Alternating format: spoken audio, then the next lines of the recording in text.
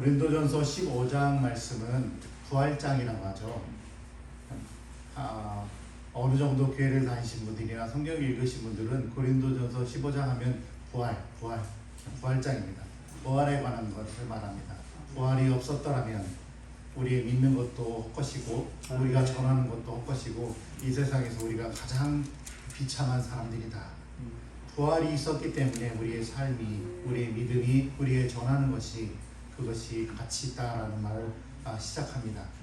그런데 거기 다음에 지나가면은 이런 말을 합니다. 그러니까 육적인 것과 영적인 것을 구분해야 된다라고 말합니다. 왜 그런 말을 할까요? 그 말을 이제 요약한 것이 저는 고린도전서 15장 58절 마지막 절이라고 생각합니다. 말씀을 보면 그러므로라는 말로 시작합니다. 그러므로 뭔가가 있었으니까, 그러니까 요약하자면, 결론적으로 말하자면, 내 사랑하는 형제들아 견실하며 흔들리지 말고 말합니다. 사실 견실하고 흔들림이 없는 그런 사람들에게는 견실하고 흔들리지 말라라고 그렇게 격려하거나 위로하거나 또는 그렇게 가르칠 필요가 없습니다. 그런데 견실하지 못하고 흔들릴 만한 상황에 있는 사람한테는 이 말이 꽤 힘이 되는 겁니다. 바울 사도가 이 말씀을 하실 적에 분명히 고린도 교회 성도들에게 이 말씀하실 때 성도들의 삶 자체가 견실하지 못할 만한 상황이고 흔들릴 만한 상황에 빠져 있었던 겁니다. 그러니까 바울 사도는 부활에 관해서 말하면서 결론으로 그러니까 우리는 부활을 믿는 사람이고 부활이 있는 것을 확신한 사람이니까 견실하고 흔들리지 말라라고 말합니다. 왜 그랬을까요? 왜 고린도 교회 성도들에게 바울 사도는 이런 말로 위로를 하고 격려를 했을까요? 고린도는 잘 아시다시피 꽤 큰 도시였고 잘 나가는 도시였고 잘 사는 곳이었습니다. 이번에 한국에 오니까 국산차보다는 외제차가 더 많이 보이는 것 같아요. 저도 외제차를 씁니다. 국산차 쓰다가 폭삭 망했습니다. 왜냐면 부품을 구할 수가 없어가지고 고치는 값이 더 많이 들었어요. 그래서 할 수 없이 이제 외제차를 썼는데 여기 오시니까 부품을 못 구하시는 분들이 많아서 그런가 이제 국산차보다 외제차를 많이 쓰시는 것 같아요. 근데 고린도 교회도 그런 면이 있었던 것 같습니다. 사람이 이미 배가 부르고 살다 보니까 이런저런 어떤 좀 더 좋은 것들을 하는 것 같아요. 예전에 내과에 가면은 또는 강가에 가면은 그냥 자연스러운데 요즘에 제가 보는 시골에서까지 보았던 한국의 내과나 강가의 모습은요 너무 멋있어요. 거기에 자전거 길, 산책로, 거의 중간중간에 쉴 수 있는 것들, 세상에 생각지도 못했던 것들이 그곳에 다 돼 있는 거예요. 한국이 이제 좀 먹고 살만하구나. 이런데 좀 신경 써서 사람들의 어떤 정서라든지 마음을 편안하게 해줄 수 있거나 운동을 할 수 있도록 배려를 해줄 만큼 힘이 생겼구나 라는 생각을 했습니다. 근데 거기에 더불어서 우리가 또 그런 것들이 좋은 면인데 연이어서 우리가 연결되는 것들이 있죠. 저 사람은 몇 평에 살고 우리는 몇 평에 살고, 저 사람은 집을 샀고 나는 아직도 전세나 월세 살고, 저 사람 차는 새 차인데 나는 한 차고, 저 사람 차는 B로 시작하는데 나는 H로 시작하는구나 등등 이런저런 이야기들이 우리의 삶 속에 엮여 있는 것 같아요. 고린도 교회에서도 비슷한 일이 있었지 않았는가라는 생각을 합니다. 고린도는 정말 잘 사는 곳이었습니다. 그리고 풍성했기 때문에 자기들이 영적으로든 육적으로든 추구하는 것들을 최선을 다해서 할 수 있는, 또 충분히 누릴 수 있는 그럴 만한 공간이었던 것 같습니다. 고린도 교회 성도들이 그런 삶 속에 살 적에 겪어야 했던 것들이 우리가 같이 겪어야 했던 것들과 비슷하지 않을까라는 생각을 해요. 그래서 바로 바울 사도는 부활에 대해서 말합니다. 부활이 없었더라면, 왜 하필이면 그런 상황 속에서 부활을 건드렸을까요? 부활이라는 주제가 어떻게 영향을 미쳤을까요? 왜? 부활이 없었더라면 우리가 전하는 것도 믿는 것도 헛것이고 우리가 가장 이 세상에서 비참한 사람들이다. 부활이 왜 그렇게 중요했을까요? 부활이 중요했던 것은 마지막이기 때문입니다. 우리가 직장 생활하시는 분들, 일을 하시지 않습니까? 일을 하는데 왜 그 많은 그 피곤한 일을 하십니까? 정말 피곤하고 어떤 때는 직장 상사가 자존심 많이 상하게 막 놀러대기도 하고 일도 막 과하게 시켜서 직장에서뿐만 아니라 집까지 가져가서 일을 하기도 하고 고민하지 않습니까? 왜 그렇게 스트레스 받으면서 일을 하십니까? 딱 한 가지입니다. 월급이 있기 때문이죠. 이걸 참아내면 월급을 받습니다. 근데 어느 날 그게 아니라고 생각하시는 분 한번 생각해 보세요. 어느 날 사장님이 그럽니다. 지금부터 월급은 없습니다. 그러나 여러분 일하는데 즐거움과 보람을 느끼시면서 우리 함께 열심히 이 회사 한번 세워봅시다. 그러면은 바로 10분 후에 아마 사표가 이만치 쌓일 겁니다. 사장님 혼자 하세요 하면서. 왜 그렇습니까? 소망이 있기 때문에, 월급이라는 희망이 있기 때문에 그 많은 것들을 감내할 수 있는 거죠. 우리가 피곤한 삶을 살아가는 이유도 여전히 우리에게 그 대가가 주어지기 때문에 그런 소망을 가지고 그런 확신을 가지고 가기 때문이죠. 우리의 믿음은 어떻습니까?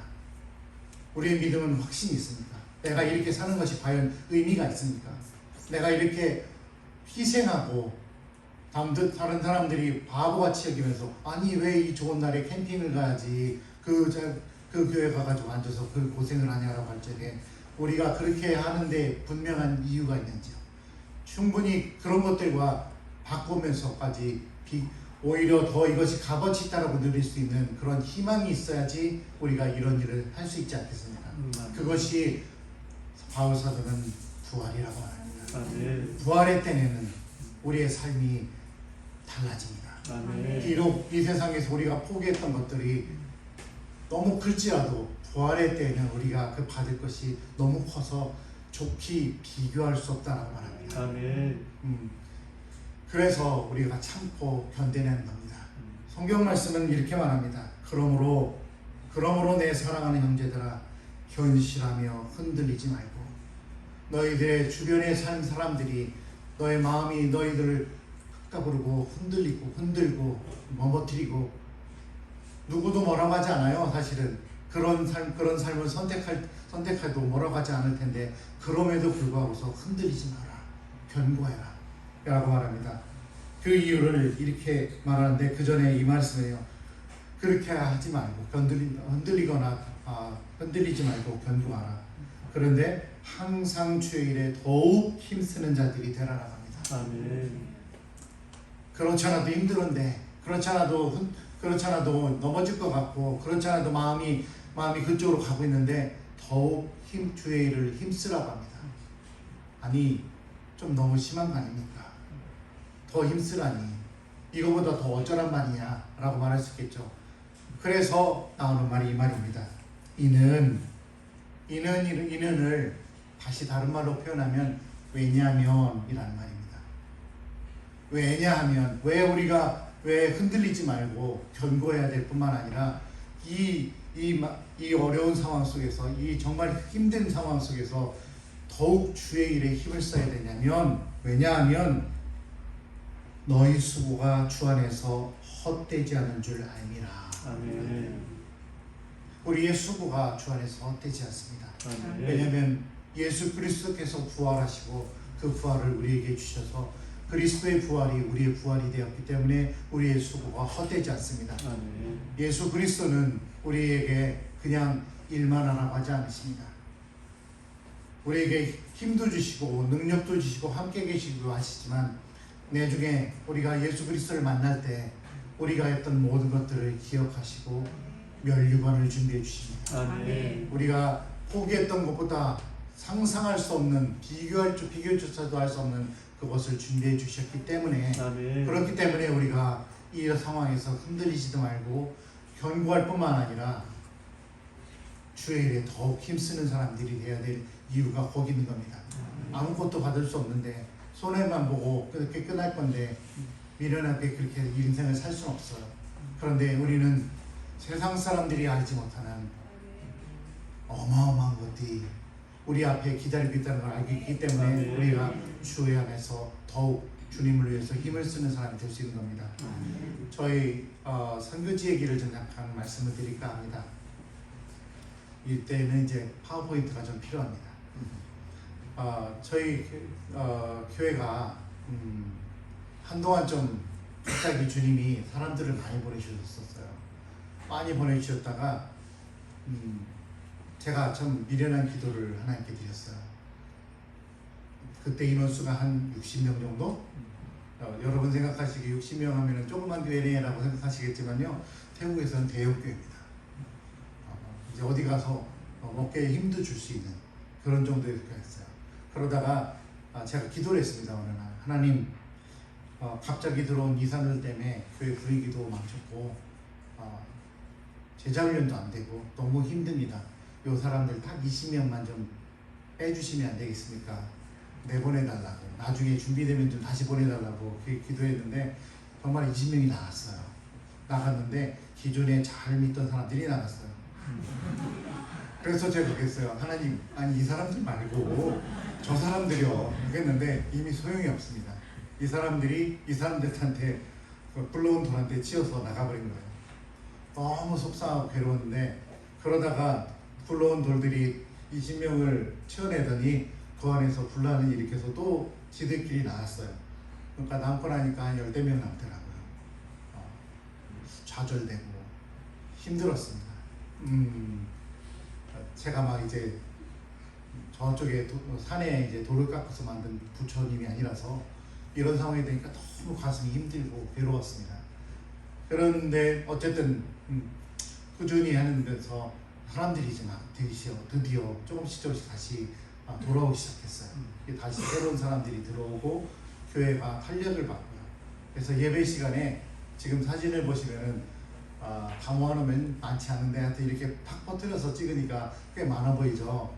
이 정도가 됐어요. 그런데 저게 다가 아닙니다. 저희 사모가 좀 이제 막 돌아다니거나 막 이렇게 사람들 앞에 드러내는 걸 별로 그렇게 즐기는 사람이 아니라서 이제 사모가 앉은 자리에서 사모가 이제 사진을 찍습니다. 이렇게 하고 찰칵. 그러니까 사모가 앉은 자리 뒤편에 앉은 사람들은 천국에서도 자기가 예배 참석했는지를 증명할 길이 없어요. 그러니까 저 뒤에도 몇 명이 더 있습니다. 이 정도면은 태국에서 꽤 그래도 좀 쓸만한 교회입니다. 태국은 기독교 역사가 사실은 카톨릭까지 합치면 450년, 전 500년 가까이 돼갑니다. 그런데 기독교 인구가요, 이단까지 합쳐가지고 채 1%가 안 돼요. 정말 선교가 안 되는 나라 중에 하나다라고 해요. 그런데 선교사는 어마어마하게 많습니다.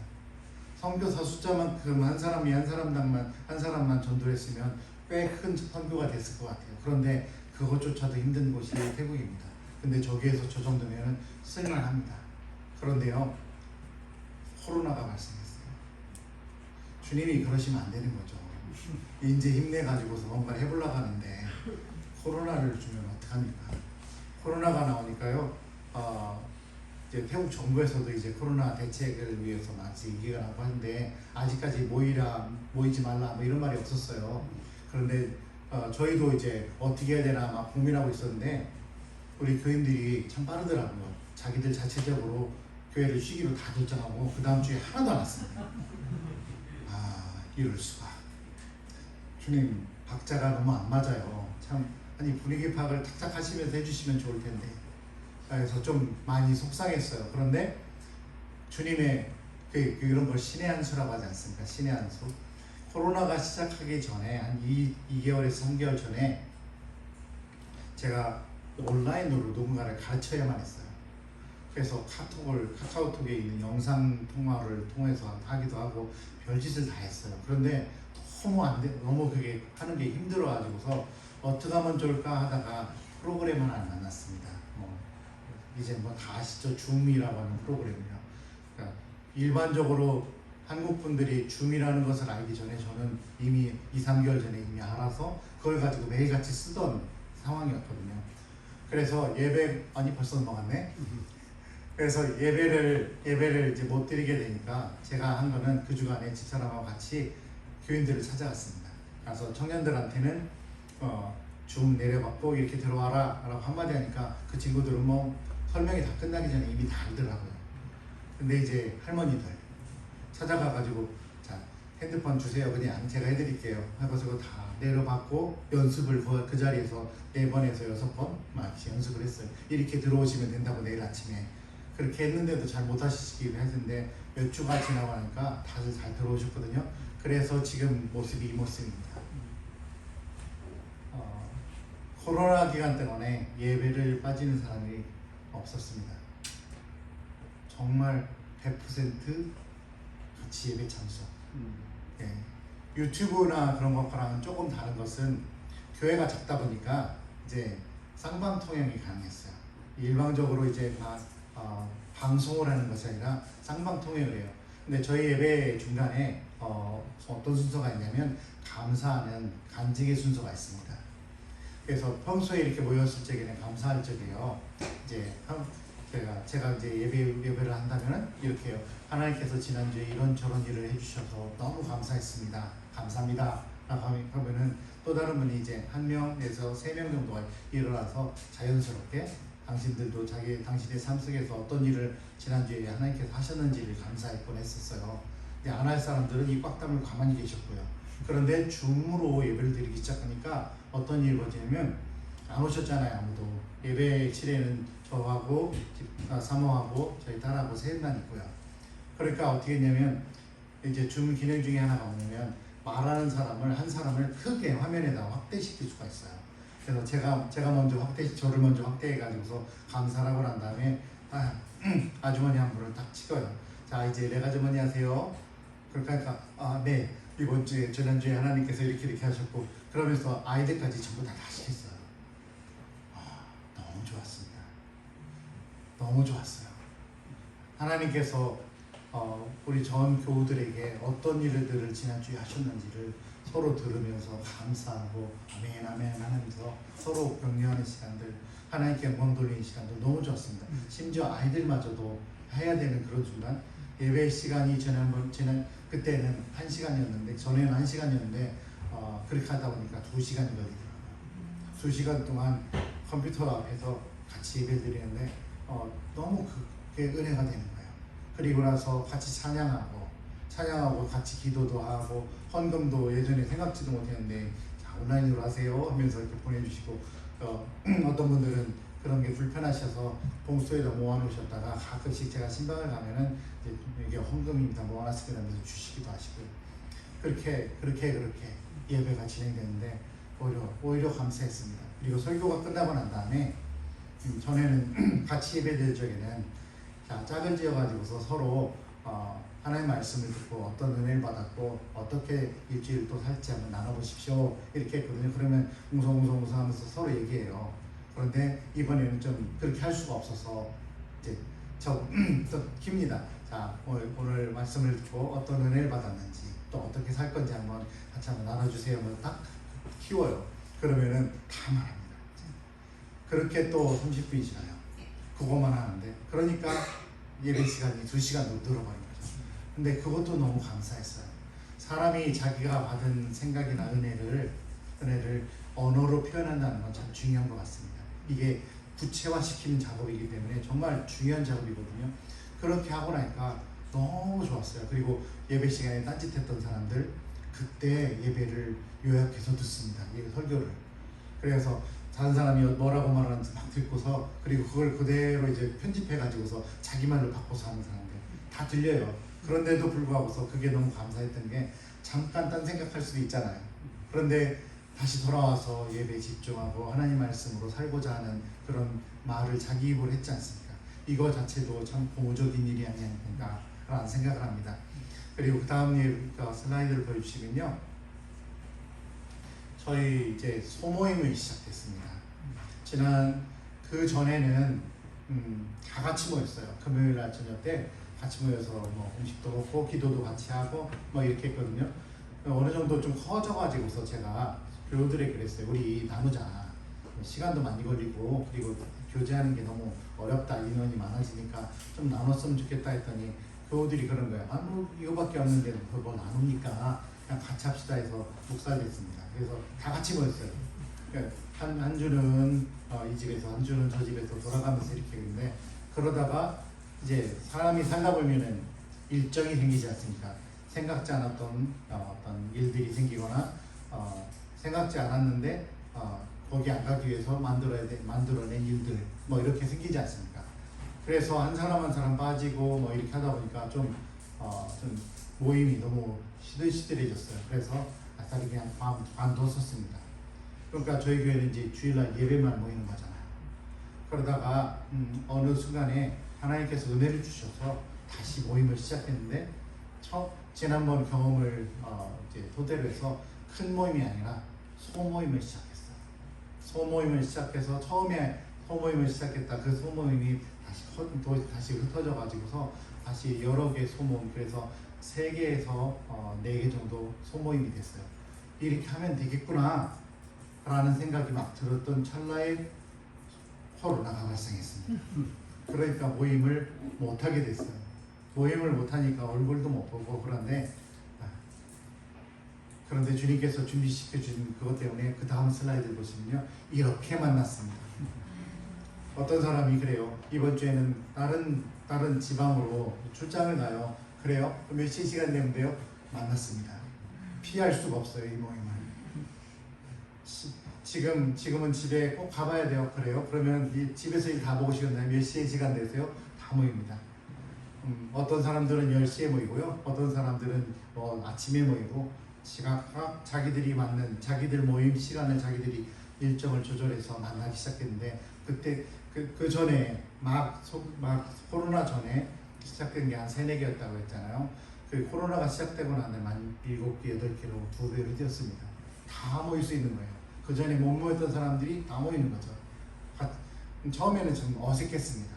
왜냐면 화면을 통해서 만나니까 이게 TV를 보는 건지 진짜 만나는 건지 했는데, 이게 쌍방통행이잖아요. 서로 얘기를 하고 그러다 보니까 익숙해지더라고요. 익숙해지니까 이제는 별게 다 나와요. 그리고 그 사람들이 위에는 이제 잘 입고 밑에는 그냥 반바지 입거나 대충 입은 것까지 다 볼 수 있고 막 놀리기도 하고, 이제 그게 이제 교제가 되는 거죠. 그렇게 교제가 되기 시작했습니다. 그리고 그 다음에 넘어가면요, 저희 금요 기도 모임을 다시 시작했습니다.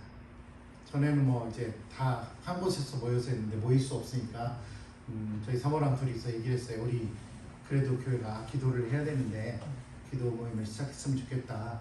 우리 둘이 먼저 시작하고, 그리고 몇몇 사람들한테 이제 권했어요. 우리 이거 하려고 하는데 같이 하겠냐 했더니 몇몇 사람들이 같이 들어왔어요. 그리고 난 다음부터 어느 정도 하다가 교회에다 광고를 했습니다. 우리 금요일 몇 시에 7시, 저녁 7시에 기도를 모임을 할 건데 누구든지 원하는 사람들은 들어오라고. 그렇게 해가지고서 어디선지 들어올 수 있으니까 들어오라고 해가지고서 했는데 사람들이 점점 힘들어요. 10명까지. 그래서 나중에 막 그런 얘기도 있습니다. 우리 금요 기도 모임도 방을 나눕시다, 2개로. 왜냐면 서로 기도 제목을 나누는 거거든요. 예를 들어서 요즘에 좀 힘든데 위해서 기도해 주세요. 이렇게 하면 뭐가 힘드신데요 하면서 얘기를 들어요. 그러면 같이 나누고 공감도 해주고, 어떤 때는 기도 모임이 아니라 도와주는 모임이 돼요. 그럴 땐 이렇게 하면 돼. 내가 아는 사람이 있는데 소개시켜줄게 하면서 이렇게 하고서 같이 또 기도해주고, 그렇게 기도 모임이 시작됐는데, 요 그림에 보시면은 어디냐, 여러분 보시기에 왼쪽 제일 밑에 계신 아주머니 한 분 계신데요. 이분은 아직 세례를 안 받으신 분이세요. 교회만 오셨는데 오셨다가 이제 푹 꼈어요. 여기 들어오세요 라고 했거든요. 그랬더니 그냥 그런 거 있잖아요. 싫어요 라고 말 못해서 들어오시는 그런 상황. 태국은 그런 게 좀 심합니다. 그래서 들어오세요 했더니 예 하고서 들어왔어요. 한번. 그것도 막 안 들어오시기를 전화를 했죠. 지금 시간 됐으니까 지금 들어오시라고. 들어오셨는데 들어오셔가지고 같이 기도 제목을 나누시고 같이 기도를 했어요. 그런데 이 아주머니가 그 다음 주에도 들어오시고 그 다음 주에도 들어오시고 그 다음 주에도 들어오시고 계속 들어오세요. 물어봤어요. 아주머니 기도 모임 이렇게 들어오시는 이유가 뭐냐고. 아니 들어와도 뭐라고 해요 저는. 그랬더니 그분이 하시는 말씀이, 와서 기도했더니 하나님이 정말 들어주셨대요. 그래서 와가지고서 기도하는 제목마다 다 들어주신대요. 그러니까 그 기도회를 빠질 수가 없대요. 왜냐면 거기 와가지고 같이 기도를 하니까 하나님이 들어주시니까, 빠지면 자기가 못 얻는 거니까. 하나님께서 역사하시는 방법도 참 참 다양하신 것 같아요. 이렇게 기도 모임 통해서 정말 많은 것들이 이루어지는 것 같아요. 그러니까 신난다, 너무 행복하다, 기분 좋다, 같이 모이고 싶다, 같이 기도하고 싶다라는 생각을 하게 되더라고요. 그래서 사람들이 끊임없이 모이고 저희들이 여기 와 있는 게 이제 3주째인데 여전히 기도회가 진행되고 있어요. 저희는 빼고 다른 그 교우들끼리만 자기들끼리도 막 기도회를 해서 사진을 올려요 앞에서. 그러니까 그거 보면서 이렇게 했구나. 그리고 기도회가 끝나면은 기도 제목들을 다 교회에 SNS에다 올리거든요. 그럼 기도 제목을 보면서 이런 기도 제목이 있구나 하면서 저희는 이제 나중에 또 기도하고 이렇게 하고 있습니다. 그 다음 거요. 이제 월요일 사역자 모임을 시작했어요. 코로나 전에는 뭐 사실 교우들도 많이 없고 서로 바쁘니까 그러니까 뭐 큰 교회 큰 일이라든지 그런 것들이 별로 없었어요. 그래서 가끔 가다가만 이제 같이 상의를 했지 교회 전반적인 운영이라든지 뭐 그런 것들에 대해서 교우들하고 막 상의를 한 적이 거의 없는 것 같아요. 저희 사모랑 둘이서 기도하면서 고민하면서 논쟁하고 그렇게 하면서 이제 하나씩 결정을 해오곤 했었는데 이제 코로나가 시작되고 나니까 좀 당황스러웠어요. 못 모이지 않습니까? 못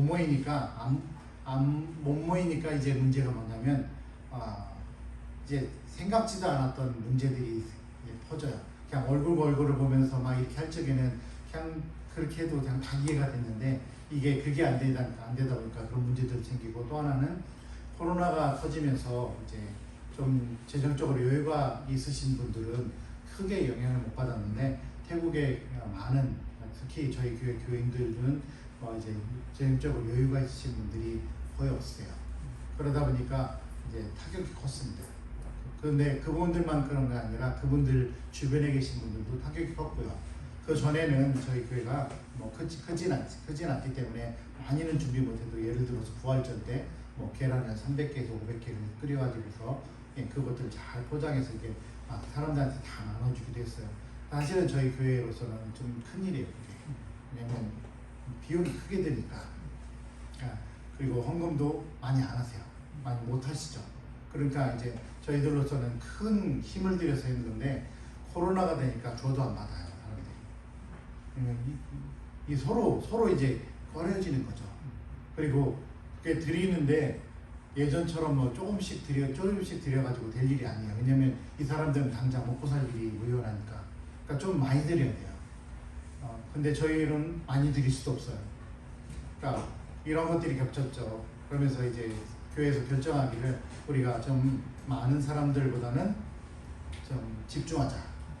그러니까 많이 도와줄 수도 없으면서 생색내지 말고 차라리 한 가정이라도 좀 먹고 살 만큼 좀 해줬으면 좋겠다라고 해서 어떻게 했냐면 이제 교회 교우들한테 한 달에 한 번씩 이제 물품을 나눠주기로 했어요.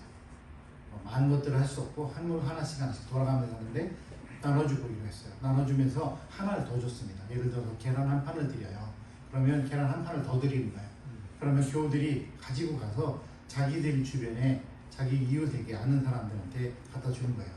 필요한 사람들이 아니까 갖다 주면서 이거 우리 교회에서 돕기에서 가져올 테니까 드시라고 그렇게 하면서 주리라고 그러면서 한 말이 전도하려고 하지 말고 주의 예수 그리스도의 사랑을 보여주는 것에 초점 맞춰서면 좋겠다. 그거 하나 주면서 사람 꼬셔가지고서 막 전도하려고 하지 마라. 차라리 그 사람들이 예수 그리스도의 사랑을 체험하고 느낄 수 있었으면 좋겠다. 그렇게 하면서 했거든요. 근데 이런 아이디어들이 어디서 왔냐면 이 모임을 통해서 왔습니다.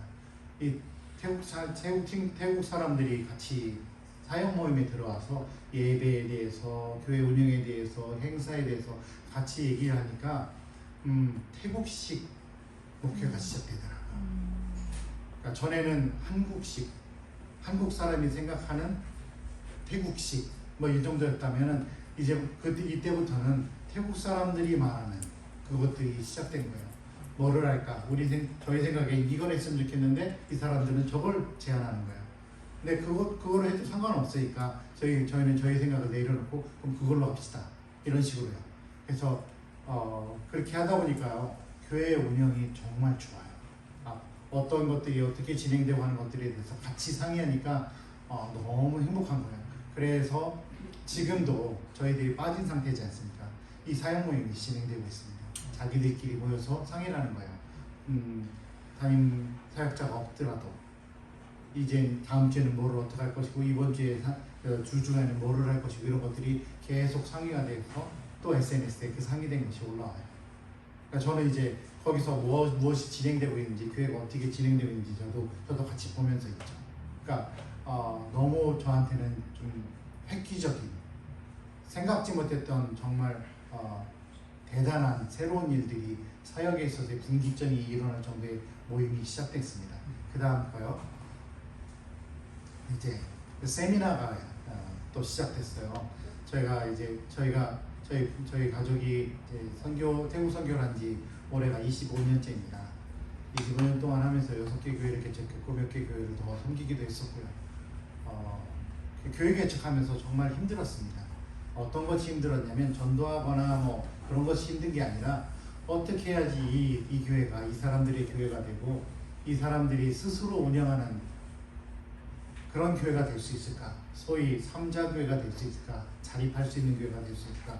그걸 고민했거든요. 근데 항상 마음에 힘든 게 있었어요. 모든 선교사님들이 다 그걸 위해서 애를 쓰시는데 거의 대부분의 선교사님들이 세운 교회들은 사실은 현지인들이 스스로 교회를 운영할 수가 없습니다. 선교사가 손을 떼는 즉시 그 다음 주에 문을 닫을 만한 교회들이 많이 있습니다. 특히 태국에는요 수도 없이 많아요. 어떤 정말 오래된 선교회에서 우리나라 선교회가 아니고요. 그래서 이제 태국에 전도를 해가지고 교회들이 많아져서 교단이 세워졌어요. 그러니까 그렇게 하면서 이제 선교회에서 선교사들이 만든 선교회죠. 선교회에서 그 현지인 교단에게 그런 말을 했어요. 당신들이 이제 교회도 많아졌고 큰 교회들도 있고 서로 힘을 합치면 충분히 운영할 수 있으니까 이제는 당신들이 독립해서 알아서 하십시오 라고 했거든요.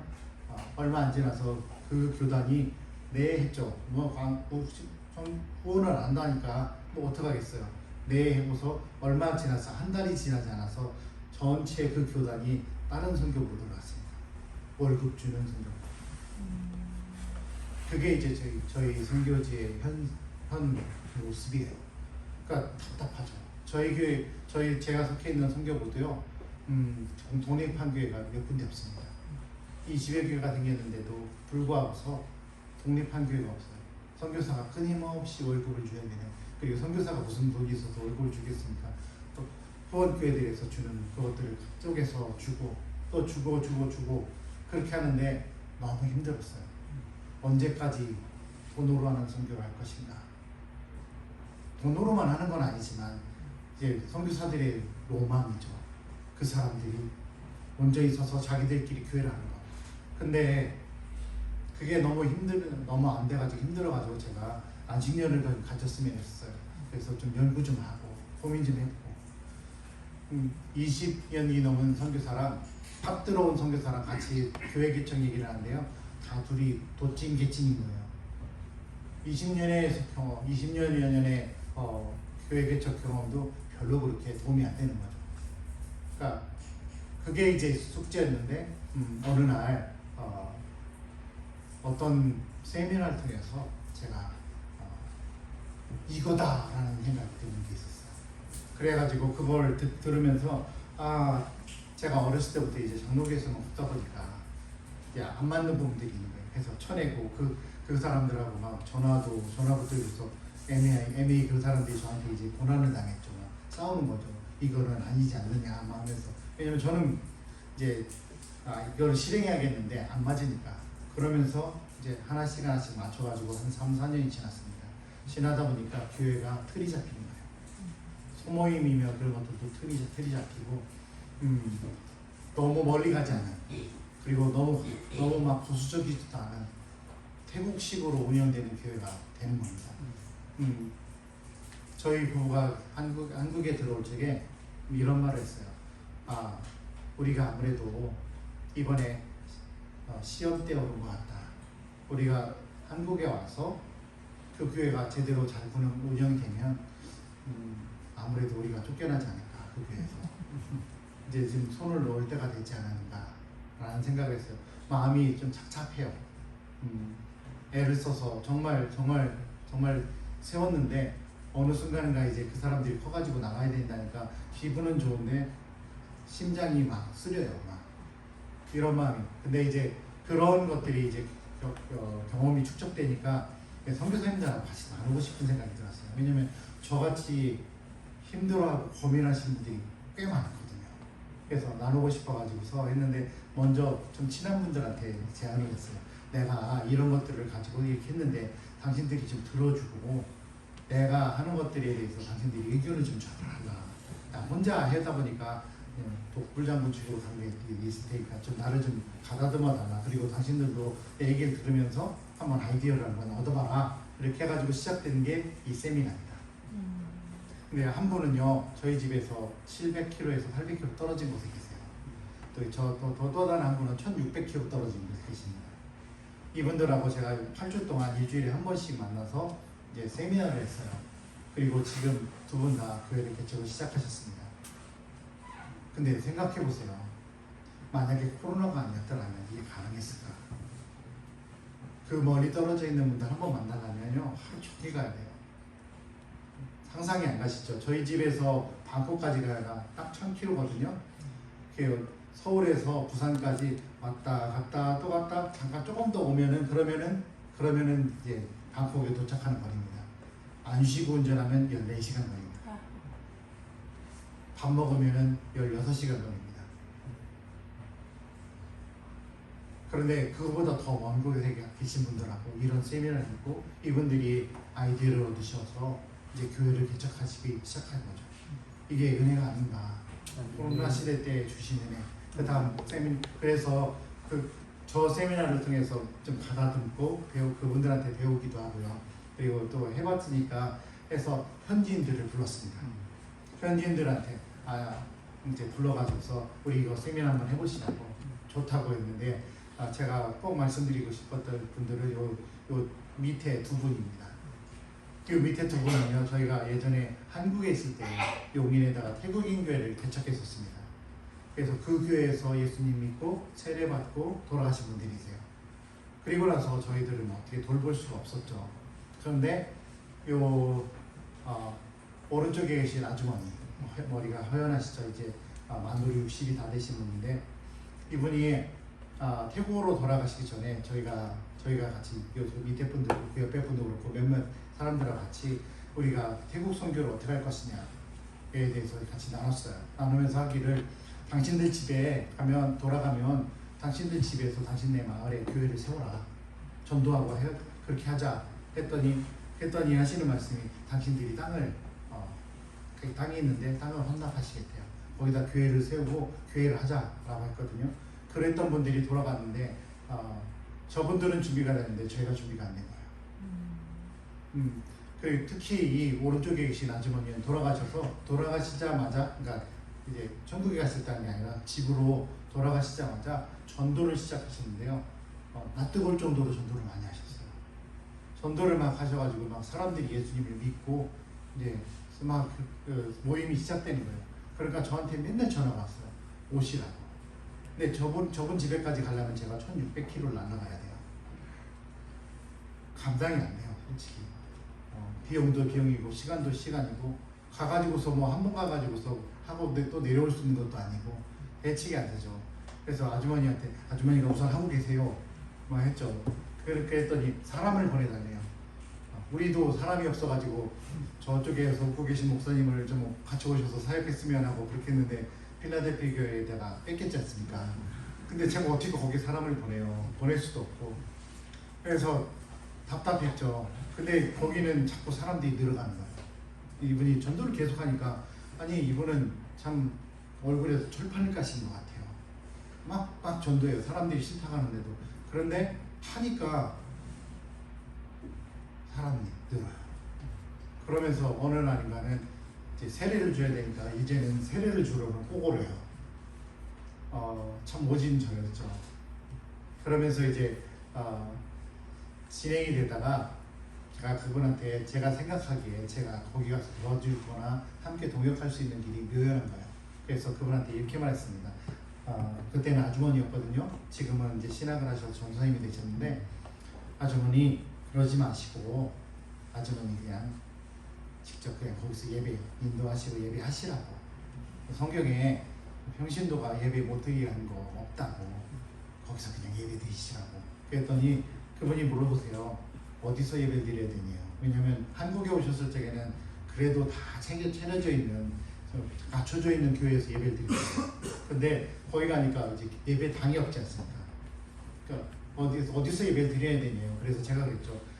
아주머니 방학간 시작하셨지 않냐고. 주일날 안 하시니까 방학간 그거 술술 쓸어가지고 거기 자기에다가 몇 명 많지도 않으니까 거기서 예배 드려도 된다고. 그랬더니 네 하시더니 그냥 예배를 드리시는 거예요. 나중에 정말 하나님께서 기회를 주셔가지고 제가 거기를 방문했습니다. 제가 참 나쁜 사람이었더라고요. 가보니까 그 방앗간이 제가 알고 있었던 한국의 방앗간이 아니라 그냥 옛날 방앗간 아십니까? 이게 벨트로 해가지고 도덕도덕 하는 거 기계 하나 딱만 있어요. 그리고 바닥이 흙이에요. 흙. 그리고 겉에는 벽이 없어요. 제가 거기서 예배드리라고 했다고 거기서 쓸고 거기서 예배를 드리고 있었던 거예요. 그리고 강대상은 어떻게 했냐고요? 판자들 주워다가 당신이 직접 거기서 박아가지고 대충 멋있고 감격스러운 강대상도 만들어서 같이 거기서 예배드리고 있고요. 그렇게 시작하셨어요. 그렇게 시작하시고 지금은 또 하나 교회를 개척했고요. 그리고 난 다음에 저희가 여기 한국에 들어오면서 그림들이 올라오는데 세 번째 교회를 개척하셨습니다. 참 세상이 감당 못할 분이세요. 이분한테 이제 세미나를 하자고 했습니다. 그래서 교회 개척을 어떻게 해야 될지, 어떤 식으로 진행해야지 그 교회가 외부의 도움을 받지 않고 스스로 운영이 될 수 있는 교회가 될 수 있는지를 같이 나눌 수 있었고요. 그 다음에는 그 옆에 계신 분은 또 역시 저희 교회에서 용인에 있는 교회에서 세례를 받고 가셨는데 이분은 가셔서 이제 교회를 개척하려고 했는데 보니까 없었던 교회가 그 마을에 생겼대요. 그래서 그럼 어떻게 하면 좋겠냐라고 물어보시길래 제가 이제 말을 하기를 그러면 그 교회 출석하시라고 가서 잘 섬기시라고 그랬거든요. 가셔서 설교도 하시고 요즘에는요 설교도 하시고 하여튼 교회 중직을 맡고 계시더라고요. 그런데 이 세미나를 같이 하면서 이분이 저한테 그러는 거예요.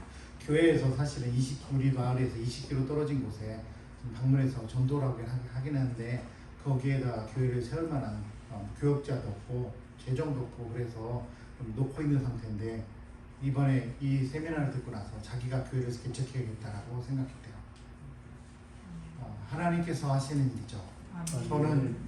저는 그냥 고민하고 했었는데 그 지난 세월이요 사실은 참 많이 괴로웠어요. 이렇게 말씀드리니까 별로 안 느껴지실지 모르겠지만 저는 정말 괴로운 시절들을 보냈어요. 내가 이렇게 해가지고서 그리고 제가 저희가 교회를 개척했던 교회들 대부분이 또 문을 닫았어요. 사라졌어요. 그러면서 너무너무 괴롭고 힘들고 그런 과정들을 겪었거든요. 그래서 다시는 그런 교회를 개척하고 싶지 않았던 거예요. 그러니까 그랬는데 하나님께서 그런 과정들을 겪으면서 경험을 갖게 하셨으니까 뭐를 어떻게 해야 될지에 대해서 이제 막 느껴지는 거예요. 그리고 확신을 갖게 해주시고 그리고 그렇게 해보니까 되고 그래서 그거를 나누니까 사람들이 되는 거예요. 그러니까 저처럼 22년 동안을 돌아올 필요가 없었던 거죠. 너무 감사한 일이었습니다. 그래서 그 다음 사람에게 이제 또 세미나를 하자고 했어요. 그 다음 슬라이드요. 그랬는데 이분은 안식년을 가셔야 될 선교사님이셨어요. 6년 동안 사역을 하시고 사모님이 들어오셔가지고 해봤더니 이제 암도 걸리시고 막 이런 걸 모르셨던 상태로 정말 열심히 하시는 분이셨어요. 근데 처음에는 제가 이렇게 한번 해보세요라고 안내하실 적에 잘 그렇게 반응이 그렇게 많지는 않으셨어요. 귀 기울여 들으시고 정말 좋으신 분이거든요. 귀 기울여 들으시고 그걸 적용도 하시기도 하셨지만 제가 하는 말씀에 다 동의하시는 것 같지는 않아요.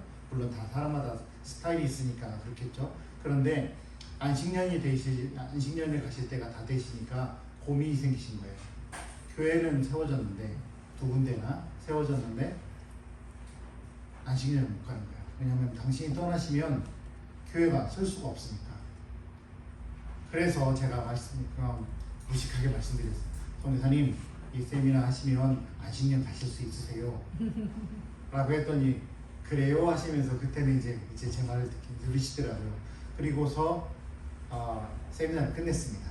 끝내고 나서 저보다 먼저 3개월 전에 한국에 안식년하러 들어오셨어요. 그러니까 이제 병원에 가셔서 진찰도 받으시고 치료도 받으시고 계시고요. 참 너무 기가 막힌 일이 아닌가 싶습니다. 그 다음 거요. 그 다음 거는 참 저 세미나를 했다고 했는데 저분들이요 저희 집에서 조금 멀리 사세요. 그러니까 이분은 저희 집에서 1,800km 떨어지셨고요. 그 전에 그 태국 사람들도 전부 다 아마 웬만하면 1,000km 이상 떨어져 있어요.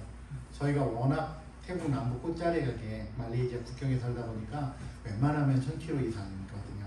1,800km, 1,200km, 2,000km 이게 기본입니다. 그렇게 떨어져 있는 곳에 계신 분들인데 코로나 시대가 돼가지고서 생각지도 못했던 이런 나눔들이 생겼었습니다. 그 다음 세미나는 이거는 이제 싱가포르 교회입니다. 싱가포르에 있는 한인교회예요.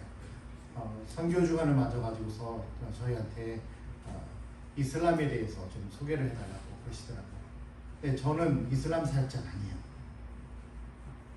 이슬람 사역자가 안 되고 싶어서 그런 게 아니라 저는 이슬람 몰라요. 솔직히 말씀드리면. 그리고 뭐 그렇게 크게 막 마음이 쓰여지거나 그렇지도 않고요. 그런데 저희가 사는 지역이 저희 동네 저희가 사는 도는 60에서 70%입니다. 이슬람 비율이. 그러니까 그 사람들이 더 많아요. 그런데 저희 옆 동네만 가면요 이제 비율이 이래요. 99%, 98점 몇 프로, 90 조금 약한 사람 97%. 지금 거기가 10여 년째 계엄 지역입니다. 이슬람 분리주의자들이 맨날 총 쏘고 이제 폭탄 한번 터지나 해보는데 군인들이 막 날아다니게요 그때마다. 그런 지역에 있다 보니까 저도 이제 어쩔 수 없이 이제 이슬람에 대해서 좀 관심을 가끔 가지고 세미나도 듣고 그러다가 어떻게 하다가 네트워크에 그 사역자들 네트워크에 들어와서 기도 제목이나 어떤 세미나나 그런 것들을 계속 할 수 있게 되거든요. 그렇게 배워왔는데 어느 날 여기서 연락이 온 거예요. 아니 나는 불교 사역자인데 왜 이슬람 사역을 나한테 맡기냐 했더니 당신 이슬람 지역에 살지 않느냐, 이슬람 지역에서 해줄 사람이 못한다고 했다, 이제 당신밖에 없다, 뭐 이런 식이었죠. 그런데 그래서 제가 가지고 있었던 것들을 가지고 정리를 했어요. 정리를 하는데 제가 전문가가 아니니까 전문적인 것들을 하기가 어려워요. 그리고 또 하나는 그렇게 전문적인 걸 하면은 사실은 세미나나 공부를 해야 되는 거예요. 교우들한테 나눠서 해결될 일이 아니죠. 그래서 제가 고민했던 것들이 있거든요. 그런 것들을 접하면서 이렇게 하면은 좀 처음 듣는 분들이 이해를 쉽게 할 수 있겠구나 라는 것들을 정리를 했어요. 그래가지고 그걸 가지고 했는데 이분들한테 대박이 터졌지 않습니까? 싱가포르는 이슬람이 굉장히 많은 나라입니다. 그래서 하루에도 골백번씩 아니면 1000번씩 하여튼 집 바깥에 나가면 바로 만나는 게 이 사람들이에요. 그러니까 이분들도 어떻게 이 사람들을 이해하고 복음을 전할 기회를 얻을 수 있지에 대해서 고민하셨던 분들인데 이분들이 하신 말씀이 이제 이 사람들이 또 왜 그렇게 하는지 그리고 어떻게 해야 될지 좀 알겠습니다 라는 그런 대답을 받았어요.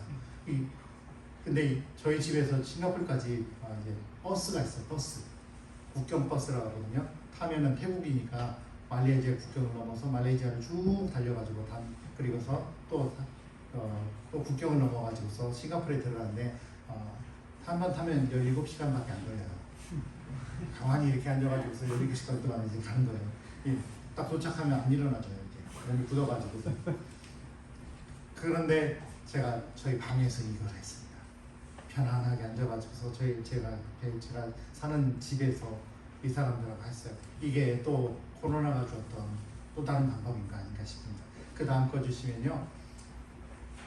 이거는 이제 저희 선교부에서 신학교를 세웠어요.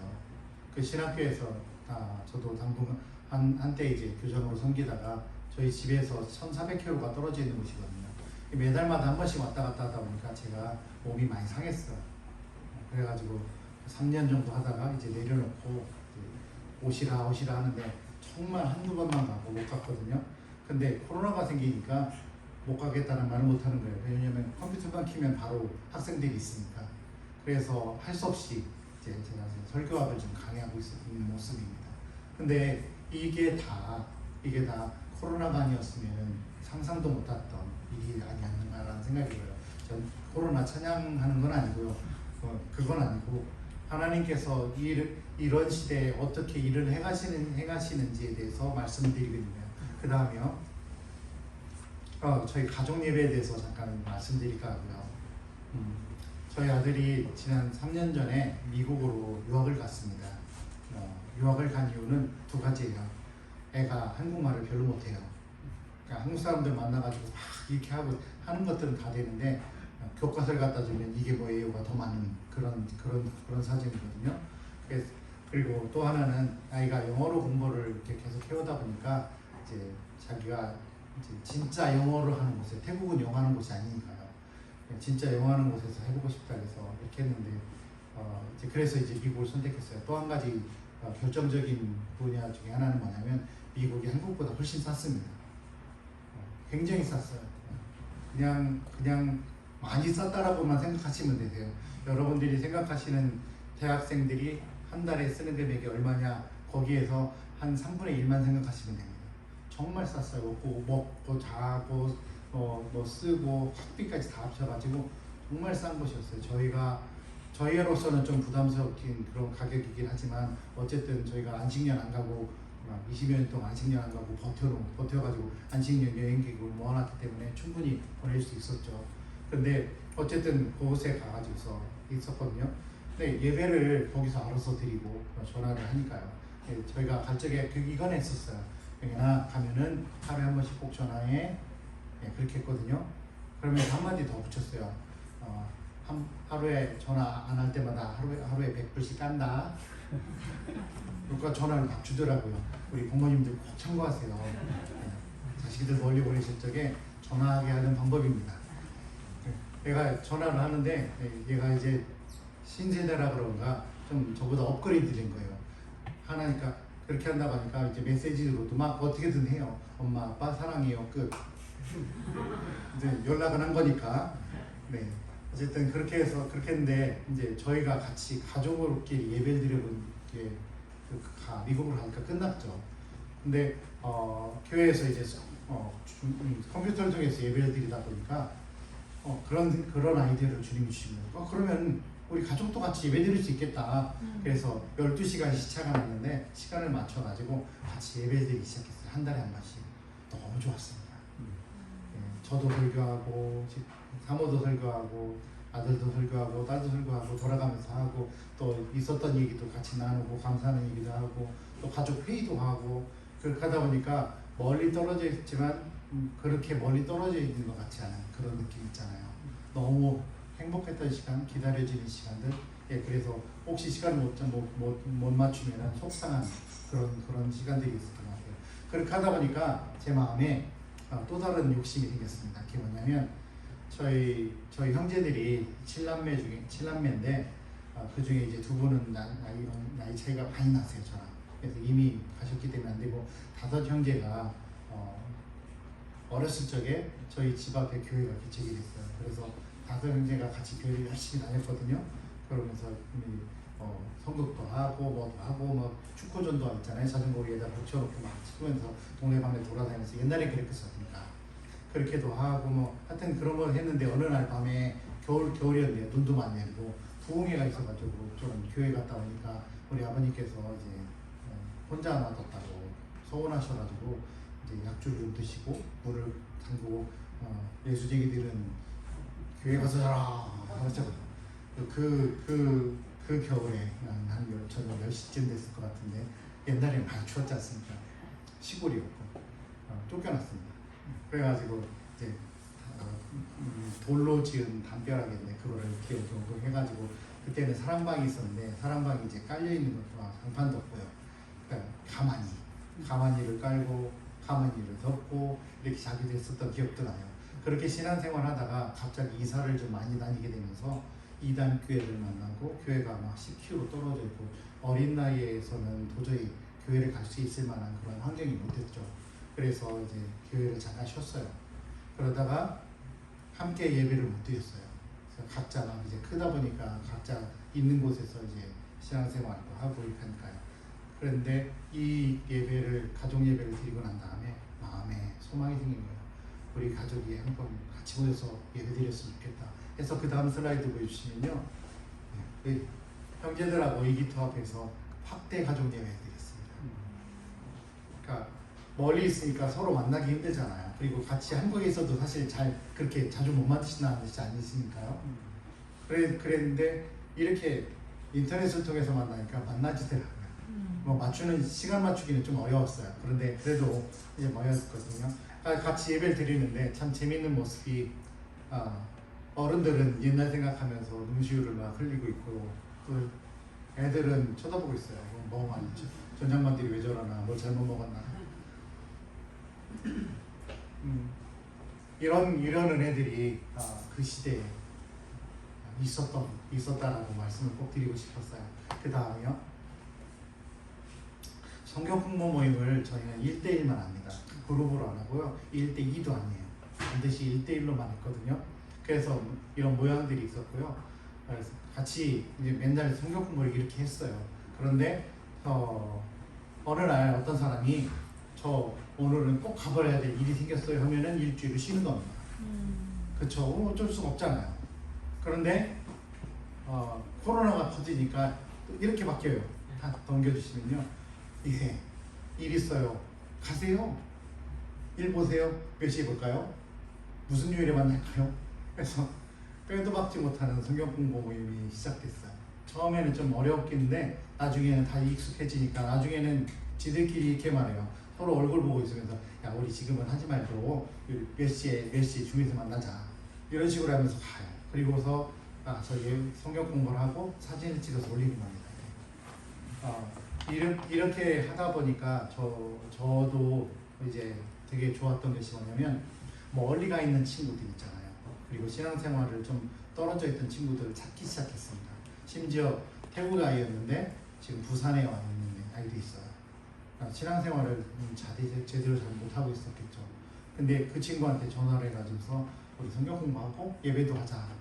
그러니까 주일날 예배도 들어오고 일주일에 한번 또 성경 공부도 하고, 예, 그렇게 하기도 하고, 방콕을 한 친구하고도 연결이 되고, 또 저희 나펀스 다마나시라고 저희 집에서 좀 300km 떨어진 곳에 있는 친구하고도 연결이 돼서 예배도 드리러 들어오고 막 이렇게요. 그러니까 교회 지경이 그냥 우리 동네 또는 이 내 지역뿐만이 아니라 이제는 막 나라까지도 뛰어넘는 그런 일들이 벌어지기 시작했죠.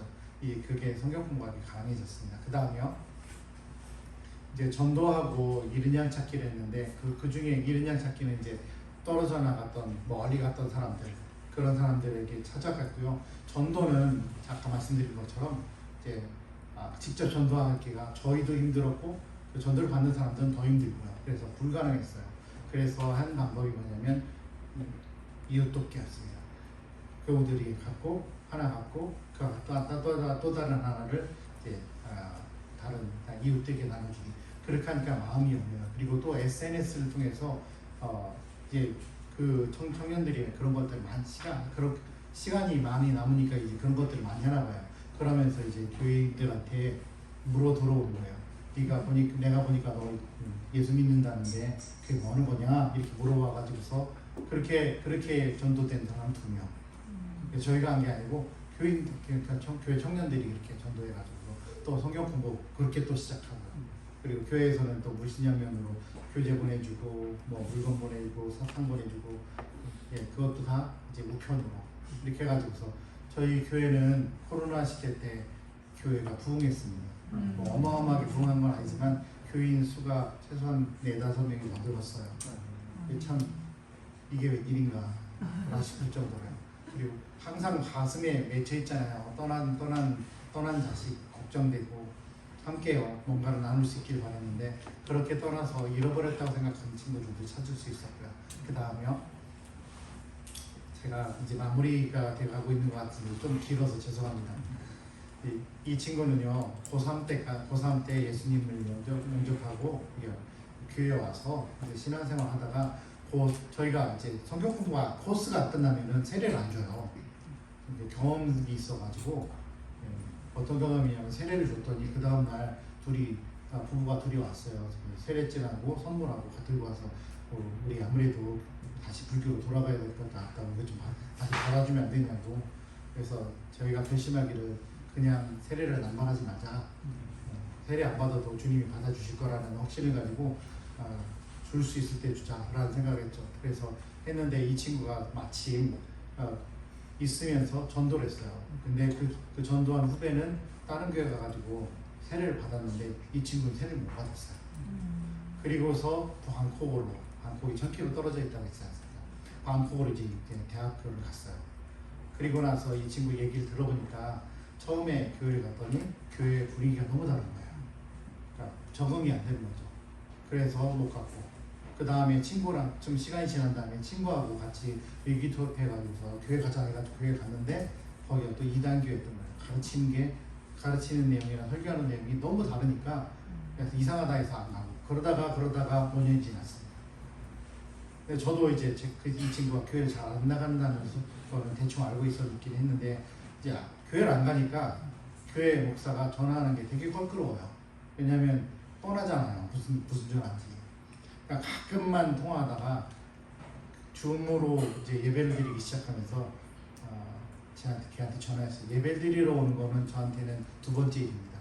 저한테 중요한 건 성경 공부예요. 예수님 믿으면 오지 말라고 핍박해도 어떻게든 예배 드리러 오는 게 그게 맞는 것이라고 생각해서 성경 공부를 하자라고 하고 싶었는데 차마 말을 못했어요. 왜냐면 무겁잖아요. 그 내용 자체가 무겁잖아요. 그래서 미호야, 요즘에 사실은 우리가 업무이고 인터넷을 통해 가지고 예배를 드리는데 너 같이 예배 드리러 들어올래? 했더니 좋아요 그러는 거예요. 와. 그리고 제가 정말 하고 싶었던 말을 그 친구에게 켜놨어요. 막 몇 시에 하냐, 막 어디 들어가겠다, 막 이렇게 하더라고요. 그러면서 하는 말이 근데 목사님 저 성경 공부 좀 더 시켜주시면 안 되냐? 그래서 왜 안 돼요?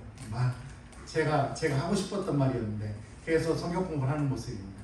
1000km 떨어져 있는 사람들끼리 저녁 때 만나가지고, 제 친구가 이제 사업을 시작해가지고요.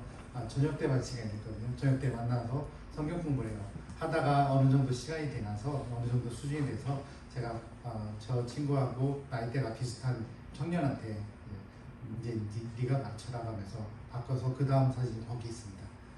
그렇게 했는데 이제 문제가 이제 세례가요.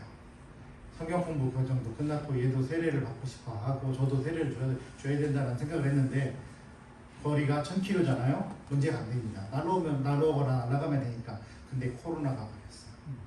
코로나가 걸리니까 그때 당시에 태국이 록다운을 했습니다. 어떤 식으로 록다운을 했냐면 비행기는 아예 날지는 못했고요.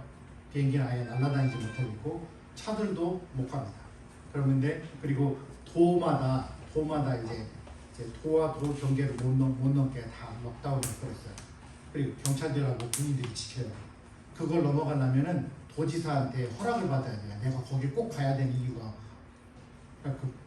그러니까 제가 세례를 주러 방콕에 간다 하면 어느 도지사가 그걸 허락할까요? 안 되죠. 그래서 너무 답답해가지고 이런저런 생각을 하다가 안 돼서 하나님께서 지혜 주셔가지고 방콕에 계신 현지인 목사님 한번 아시는 분한테 전화를 했어요. 목사님 사실 이게 듣고 정부가 말하기 전에 자기들 스스로 알아서 다 지키고요. 그렇게 하던 때였는데 목사님이 세례 받으시는데 사람이 그렇게 있어야 된다라고 하시면서 딱 보시면 딱 5명이잖아요. 5명, 제까지 끼면 6명이네. 큰일 났다. 이제 모여가지고서 같이 다 준비해 주셨어요. 그래서 그날 주일날 이제 세례 받았는데, 주일날 어떤 식으로 했냐면 연합 예배가 있었습니다. 1000km 떨어져 있는 처음 보는 교회 두 교회가 연합 예배를 드렸어요. 다 이제 인터넷으로 다 모였더니 그냥 화면이 막 몇 개를 지나가야 돼요. 사람들이 많아서. 근데 막 서로 이제 안녕하세요, 아이고 반갑습니다, 뭐 거기서 끝나는 거죠. 왜냐하면 처음 보는 사람들이니까.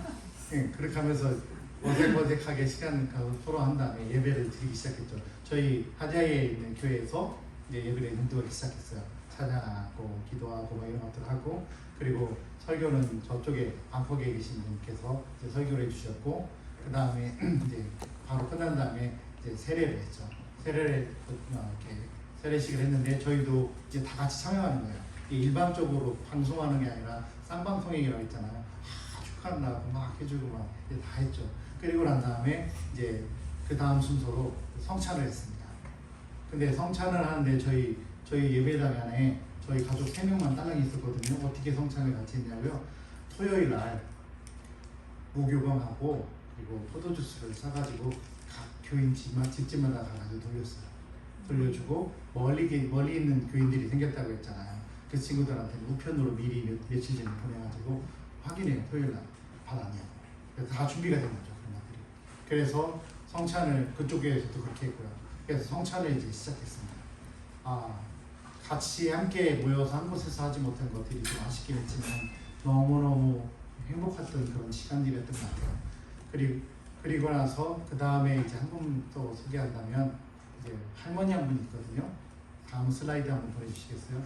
이 할머니는 만으로 72세대신 분이십니다.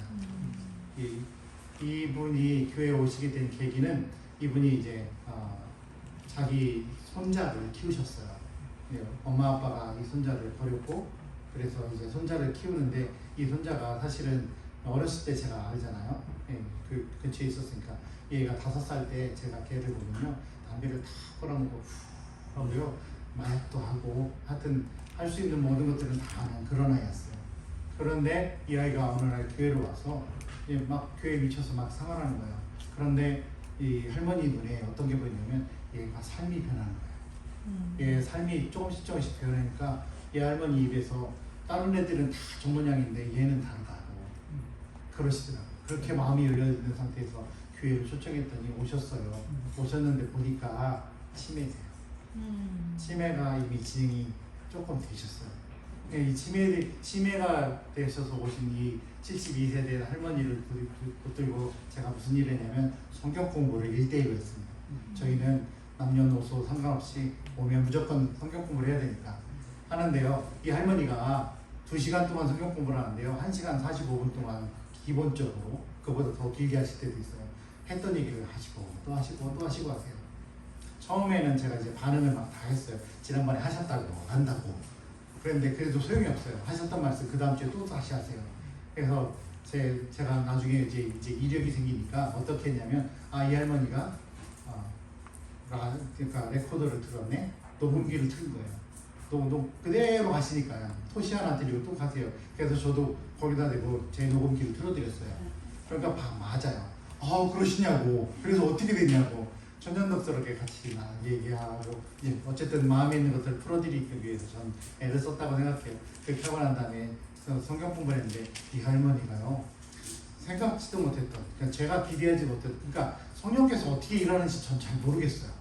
어떻게 이걸 가지고 성경 공부를 좀 했다고 성경을 읽었다고 사람이 변하는가 저는 아직도 그게 미스테리예요. 저한테. 제가 성경을 가르치는데 그런데 저 스스로도 이해가 안 가요. 왜 이 사람들이 변하는지. 이 할머니가요. 치매 걸렸다고 했잖아요. 하신 말씀을 제가 하는 말보다 더 많이 하자고 했잖아요. 그런데 이분이 삶이 변하시고 어느 날 제가 물었어요. 할머니 죄송하지만 오늘 할머니가 천국에 가셨는데 천국문에 이르렀을 때 하나님이 왜 내가 너를 천국문에 들여보여줘야 되냐라고 하면 뭐라고 대답하실래요? 했더니 할머니 말 나 예수님 믿어요. 이게 뭐 구체적으로 말하면 이제 딴소리 하시죠. 그런데 이 태국 사람들은요 100이면 100 다 이렇게 대답하세요. 내가 착하게 살았고 선한 일을 많이 해서 공덕을 쌓았습니다 라고 해요. 근데 이 할머니는 72년 동안 불교도이셨어요. 그리고 치매까지 진행됐으니까 이분의 사고 속에서는 옛날 거로 끝난 거예요. 그런데 이분이 입에서 예수님 때문에 들어간다. 저는 그때 정말 놀랐어요. 야, 변했구나. 이분 안에 성령께서 역사를 하고 있구나 라는 생각이죠. 그런데 치매가 점점 심하게 계속 진행이 돼요. 약도 안 드시고 계시고. 그래서 이제 몇몇 여기 어른들한테 지금 연락을 드렸어요. 목사님, 제가 경험이 없어서 그런데 이런 경우에 어떻게 됩니까? 제가 소견에는 성령께서 일을 하시고 계시고 믿음이 있는데 그래서 세례를 받으셔도 될 것 같은데 이분 입으로 예수님이 어떤 분이야 하면은 옆 동네 사람이라고 할 것 같아가지고 차마 그렇게는 못하겠고 어쩌면 좋을까요? 했더니 많은 분들께서 이구동성으로 그렇게 하십니다. 아직 예수님을 고백할 적에 빨리 세례를 주는 게 좋겠다고. 그래서 이분이 세례를 받는데 성경 공부하는 거예요. 한 번은 그 손자가 코로나가 걸려가지고 교회를 못 오셨어요. 그래서 그 주에는 제일 파란 그 그림 보이시죠? 거기 그게 이제 인터넷으로 성경 공부하는 거예요. 할머니도 빠짐없이 인터넷으로 성경 공부하시고 그 제일 밑에는 세례 문답하는 겁니다. 원래는 더 많은 사람들이 문답하는데 그때는 이제 5명 모이니까 그렇게 모여가지고서 세례 문답을 끝내고 그 다음에요 드디어 세례를 받으셨어요. 그래서 태국 교회는 전통이 이제 우리가 주는 간편 세례가 아니라 침례를 합니다. 물에 이제 하는 건데, 근데 이 할머니가 세례를 받으실 때쯤 되니까 두 가지를 염려하시더라고요. 하나는 우리 할아버지가 안 좋아하실 텐데 뭐 세례 좀 안 받으면 안 되겠냐, 아니면 할아버지 가고 난 다는 건 어디 가신다는 게 아니라 이제 가시는 거죠. 그런 다음에 받으면 안 되겠냐, 나 믿는다 막 그러시는 거예요. 그런데 그런 얘기를 하시고 3개월이 지나시니까 이 할머니가 세례 받으시게 돼요. 그래서 제가 그랬죠. 할아버지가 뭐라고 안 하시겠어요? 했더니 하시는 말씀이 하려면 하라지 뭐 까짓 거 라고 하셨어요. 그리고 나서 이제 두 번째 이제 할머니 걱정하시는 게 뭐냐면 물이 차가울 텐데 추울 텐데 그거 아세요? 저는 기독교 역사나 제 경험에요. 따뜻한 물에 세례 받은 사람 한 번도 본 적이 없거든요. 근데 이분이 세례를 받기 위해서 저희 부부가 물을 끓였습니다. 물을 끓여가지고 따뜻한 물을 만들었어요. 그래서 따뜻한 물에 쫙 잠궈드렸어요. 올라오셔가지고서 추우셔서 벌벌벌 떠시긴 하셨는데 그렇게 따뜻하게 했는데 물이 차갑다고 뭐라고 하시더라고요. 나오자마자. 어쨌든 따뜻한 물에 세례를 받으시는 역사도 기독교 역사에서 유례없는 일을 하셨습니다. 하나님께서 이게 다 코로나 시대 때 일어난 거예요. 코로나 시절에 아무도 안 오고 하니까 이분이 오셔서 뭐를 해도 방해가 안 되는 거지. 예배 시간에 너무 기가 막힌 일들이 나왔습니다. 이제 또 하나 보내주시면요, 저희 교회 15주년 기념 감사 예배를 드렸어요. 5월 달이고 마침 코로나 그 봉쇄도 풀렸고 모일 수가 있어서 이제 모였는데 다 모이지 못했지만 어쨌든 다 모일 수 있는 사람들이 모여서 함께 예배드리고 기념해서 이렇게 사진을 찍었습니다. 그 다음 보면은 이거는 이제 진짜 마지막 슬라이드가 되는데요. 이거는 저희 학교 그림입니다. 저희가 이제 이 사정이 있어가지고서 홈스쿨링 같은 걸 시작했어요. 그러면서 사역으로 해서 다른 사람도 했는데 코로나가 시작되니까 대면 수업이 안 되는 거예요. 대면 수업이 안 되니까 결국에 이제 인터넷으로 들어갔죠. 근데 인터넷으로 수업을 하면서 느낀 건 뭐냐면 수업이 잘 돼요. 애들이 공부를 정말 잘했어요. 그러니까 저희 학교가 이제 자가주도 학습을 하다 보니까 문제가 없이 잘 됐죠. 잘 됐는데 어떤 선교사님이 저희 집에서 또 1,300km 떨어진 곳에 계신 선교사님이 연락이 오셨어요. 선교사님, 저희 아이들이 공부를 배워본 게 없어서 제대로 공부를 못하고 있는데 좀 도와주실 수 있냐고. 그래서 제가 그랬어요. 물론이죠. 들어오세요. 들여보내세요. 들여보내서 인터넷으로 들여보내시라는 거죠. 그래서 아이들이 정말 들어왔어요. 들어와가지고서 공부를 하는데 제가 보니까 이 아이들이 이제 그 선교사님이 재정적으로 너무 어려우신 나머지 학교를 제대로 보낸 적이 없어요. 애들이 학교를 갔는데 뭐 한 학기 다니다가 그만뒀거나 뭐 이런 식으로. 그러니까 학교 성적표나 학적 자체가 없는 거예요. 근데 이제 큰아이는 이제 중학교 1학년을 공부하고 있었고요. 그래서 제가 상의를 하고서 그 1년 동안 저희 학교 시스템에서는 그게 가능하거든요. 1년 동안 아이 1학년 때부터 6학년, 초등학교 6학년까지 막 하여튼 공부를 빠진 것들을 다 시켰어요. 그러니까 그냥 만들어준 게 아니고 공부를 다 시켰어요. 잘 따라와가지고 아이가 6학년 거까지 마치고 중학교 1학년까지 마쳤어요. 네, 밤늦게까지 막 열심히 하더라고요. 그래서 저희 이제 풀렸잖아요. 봉쇄가 풀렸으니까 불렀어요. 학생들 다 와라 하고 일주일 동안 이제 홈스테이가 아니라 이제 캠퍼스 스테이 하자. 멀리 있으니까요. 그래서 애들이 와가지고 했는데 이 아이가 부모님이랑 같이 올 적에 제가 그랬거든요. 너 오면 초등학교 졸업식 열어줄게 라고요. 네, 이 아이가 부모님하고 버스를 타고 저희 이제 한자에 오는 게 멀거든요. 굉장히 멀잖아요. 근데 이 부모님 말씀이 이 아이가 잠이 못 자세요. 흥분돼가지고 와가지고 그래서 와서 그 졸업 가운도 입혀주고 이렇게 해주면서 이제 초등학교 졸업식을 끝내줬습니다. 만약에 코로나가 아니었다면 이 아이는 아마 초등학교 합격뿐만 아니라 중학교 합격조차도 없었을 것 같아요. 그런데 하나님께서는 또 이런 상황에서 또 이런 것들을 만들어내신 거죠. 제가 돌아가는 가에게 그랬습니다. 1학년 끝났으니까 미국 학제는 중학교가 2학년이고 고등학교가 4학년이에요. 그러니까 이제 얘가 1학년이 등록기 1학년이 끝났거든요. 그래서 가는 데에다가 내년에 또와 내가 중학교 졸업식 해줄게 라고 했습니다. 이게 또 하나님께서 또 코로나 시대 때 주셨던 은혜가 아닌가 싶습니다. 이제 저희 말씀을 좀 마무리하겠습니다. 죄송합니다. 너무 길어서. 그 다음 슬라이드 보여주시고요. 저는 이런 코로나 시대를 지나면서 생각이 나는 분이 이분이십니다. 예수 그리스도. 이분은 참 위대하시고요. 영원하시고 영광에 찬란하신 분이십니다. 하나님이시고 창조시고.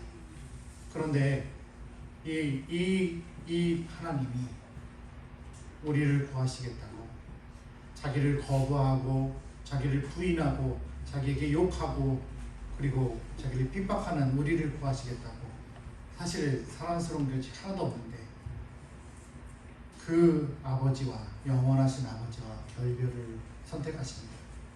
그러면서 그렇게 대단한 결심을 하시고서 창조주이신 그분이 피조물로 내려오셨어요. 그런데 그렇게 내려왔는데 자기가 손수 온갖 애정을 다 쏟아가지고서 지은 사람들이 거부합니다. 이런 말도 안 되는 난관을 이런 배은망덕한 그런 상황들을 이렇게 만나신 거죠. 그것뿐만 아니라 오셔서 고생을 참 많이 하셨어요. 하나님이 그 먼 몇백 킬로미터를 그것도 샌들 신고서 걸으시면 됐고 모리를 둘 데도 없으실 정도로 그렇게 가난하셨을 뿐만 아니라 성전에 들어가시는데 성전세를 못 내가지고 물고기를 잡아서 그 입을 벌려가지고 그걸 가지고서 성전세를 내야 할 정도로 비참한 삶을 사셨죠. 왜? 우리를 구하시려고.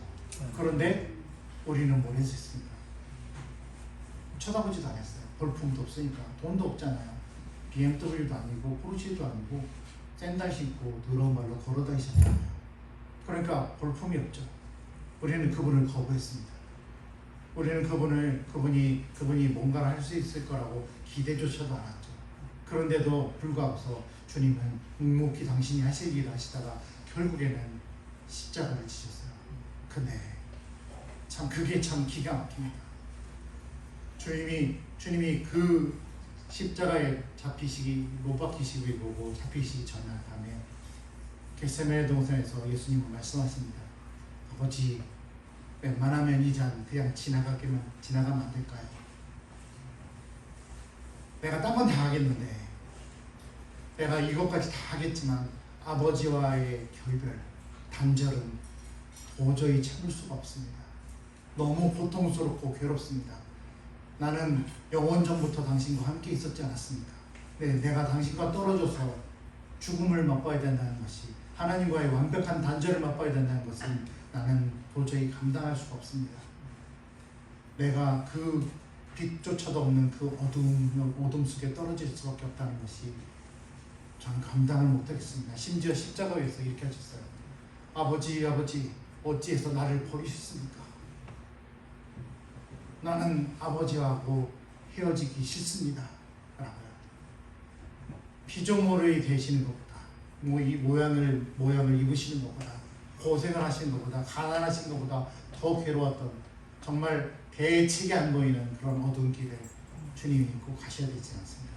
그런데 주님이 이랬어요. 그 다음에 그래도 제 뜻대로 마시고 아버지 뜻대로 되시기 바랍니다. 돌아가시는 마지막 말씀으로 그런 말씀하셨어요. 다 이뤘다. 내가 와서 하려고 했던 모든 것들을 드디어 다 이뤘다. 수많은 사람들이 십자가 위에 계신 예수님에게도 그렇게 말했어요. 내려와봐. 그럼 내가 믿어줄게. 그 고귀하신 머리에다가 가시면류관을 쓰고 팍 박아서 박히셨어요. 고통이 밀려왔을 것이고 피가 주르르 흘리시고 그 아름다우신 몸에 채찍을 때리고 창으로 찔리고 그러면서 결국 주님이 가신 길은 죽음이었습니다. 사도신경을 고백할 적에 옛날 버전, 정말 옛날 버전으로 하면요, 이제 무덤에 내려가셨다라고 표현하지 않고 지옥에 가셨다라고 합니다. 지옥이 별건가요? 하나님과 단절되는 그게 지옥이지 않습니까? 예수님은 대체 간수는 어두움 속에 떨어지신 거예요. 그런데 그게 끝이었다면 의미가 없습니다. 3일 후에 아버지 하나님은 그 예수 그리스도를 부활시키셨어요. 부활시키시면서 예수 그리스도는 하나님이신 것과 의로우신 분이라는 것이 입증되셨어요. 그것뿐만 아니라 하나님은 예수 그리스도에게 모든 이름 위에 뛰어난 이름을 주셨습니다. 왕들 중에 영원한 왕, 제일 위대한 왕을 만들어 주셨고요. 하늘에 있는 권세들, 또 땅에 있는 모든 권세들을 예수 그리스도에게 주셨습니다. 이분은 이젠 더 이상 가질래야 가질 수밖에 없는 그런 분이 되셨어요. 그리고 하나님 아버지는 예수 그리스도를 하나님의 우편에 앉아 계시게 하셨습니다. 그 예수 그리스도께서 우리에게 말씀하십니다. 너희는 가라. 우리가 겪어야 됐던 많은 어려움들이 있을 거라 생각합니다. 이해되지 않고 이해되더라도 받아들이고 싶지 않았던 어려움들을 많으셨을 거라고 생각합니다. 특히 코로나 시대를 지나면서 또 지금조차도 그것 때문에 영향을 받고 계신 분도 있으리라 생각합니다. 제가 특별히 저희 선교보고를 이런 식으로 준비한 이유는 하나님은요 그런 상황 속에서 믿음 지키려고 손해보셨던 것들, 교회 나오시려고 포기했던 것들, 예수 믿는 것 때문에 욕먹으셨던 것들, 주님 일한다고 다 하지 못했던 일들, 그런 것들 주님이 지워지지 않는 일고 다 책에 기록하셨다고 저는 믿습니다. 우리는 기억을 못할지 몰라요. 우리가 뭘 했는지. 그리고 우리는 스스로 내가 뭘 했는지, 뭘 했다라고 말할 만한 그런 것이 없다라고 생각할지 몰라요. 그런데 언젠가 우리가 부활하신 예수 그리스도를 만나는 그날 주님이 그 책을 가져오시면서 야야 네가 그때 이렇게 했었잖아. 내가 참 좋았다. 제가 그랬었어요. 이것도 했었잖아. 하나님께서 정말 그것들을 다 기억하시고 기억하신다는 거. 우리는 잊어버려도, 우리가 무슨 일을 했는지 잊어버려도 주님은 여러분들이 주를 위해서 어떤 수고를 했는지를 다 기억하실 겁니다. 그게 우리의 신앙입니다. 바울 사도는 그걸 말하는 겁니다. 부활이 없었다면 우리의 믿음은 헛것이다. 우리는 세상에서 가장 비참한 사람들이다. 그러나 부활이 있기 때문에 면류관이 우리에게 예비되어 있다. 우리의 수고가, 지금 하는 수고들, 지금 하는 희생들이 주 안에서 결코 헛되지 않습니다. 성도 여러분, 어려운 시기 잘 버텨내셨고요. 지금도 혹시 겪으시는 것들이 있다면 힘내십시오. 견고하고 흔들리지 마십시오. 오히려 주의 일에 더욱 힘쓰십시오. 주님이 여러분들을 위해서 영광의 면류관을 준비해 놓으셨습니다. 같이 기도하시겠습니다. 하나님 아버지, 저희를 보배로운 피로 구속해 주시고 자녀 삼아 주신 것만으로도 감사한데 저희에게 할 일을 주시고 주님을 위해서 수고를 하게 하신 것을 감사드립니다. 주님, 저희의 삶을 드립니다. 보잘것없어 보일지라도 그거나마 더 드립니다. 주님 받아주시고 사용하여 주시옵소서. 주님, 저에게 준비된 면류관을 저희는 믿습니다. 저희를 부활시켜 주셔서 주님과 함께 영원히 살게 하실 것을 믿습니다. 그날을 기대하며 이 땅에서 흐리는 눈물과 땀방울을 기꺼이 감내하겠습니다. 주님, 영광 받아 주시옵소서. 예수님의 이름으로 기도합니다. 아멘.